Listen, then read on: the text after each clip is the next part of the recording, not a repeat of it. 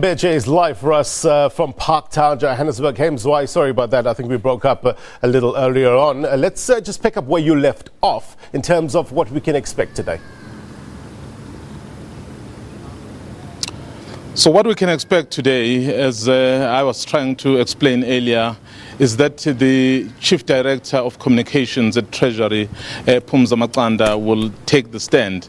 And she is really expected to continue from where her colleagues and former colleagues left off. The DG of the Treasury was the last person to speak, basically saying the firing of Minister Nene cost the country a lot of jobs. In fact, he said about 148,000 jobs were lost if you quantify it over a period.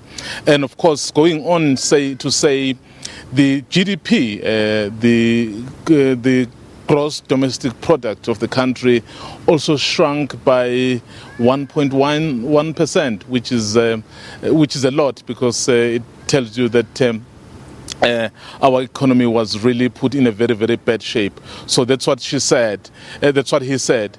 And of course, the former DG, who is now the CEO at Standard Bank, Mr. Lungisa Fuzile, also took the stand last week and saying essentially plain that if there is someone really who was in that space and says so he didn't know about the activities that pointed to the state capture, he certainly doesn't believe them, because there were enough pointers and indicators to say something was going wrong. So those are really the thrust of the message they gave here at the Commission.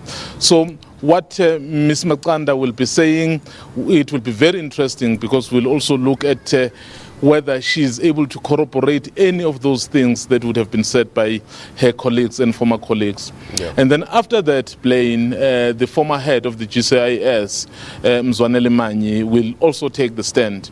Remember, he did take the stand about 2 weeks ago, where he basically gave his version of events when he arrived at G.C.I.S. He spoke of massive corruption that he says he found there, and it is those efforts of his. It's these gremlins, I tell you. Mzwandile Mbeje live for us in Parktown, Johannesburg. We will try once again to establish this connection with him, and if that is possible, we'll go back to Mzwandile Mbeje live for us in Parktown, Johannesburg.